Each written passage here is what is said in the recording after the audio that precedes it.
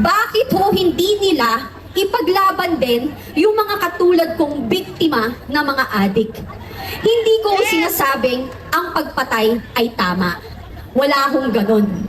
Pero sinasabi nilang may due process dapat nung pinili na magkaroon daw ng sinasabi nilang EJK. Bakit ho?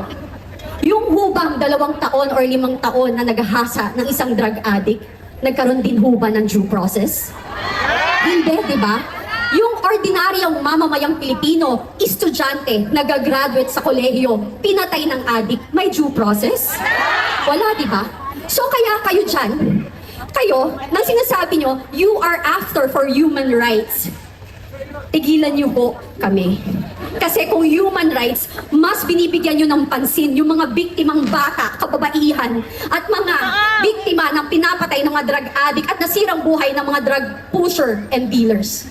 Hindi nanginginig ako kasi pag kayo, alam nyo, kapag kayo po ay biktima, hindi nyo alam saan nanggagaling yung galit. Kasi hindi ko maintindihan bakit mas binibigyan ng pansin nila ang mga kriminal.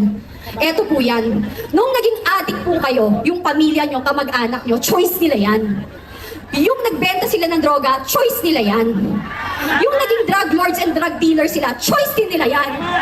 Pero yung mga naging biktima ng mga yan, ng drug dealers, ng drug addicts, saka drug pushers, hindi ho nila choice na maging biktima.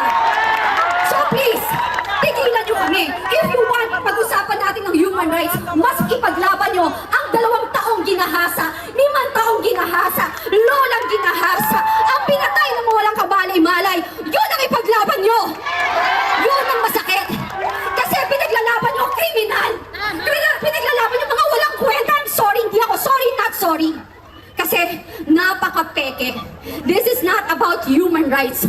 This is a political assassination. Kasi kung kampante kayo at talagang confident kayo na ang liderato nyo ay nasa tama at okay, hindi kayo manggigipit ng tao.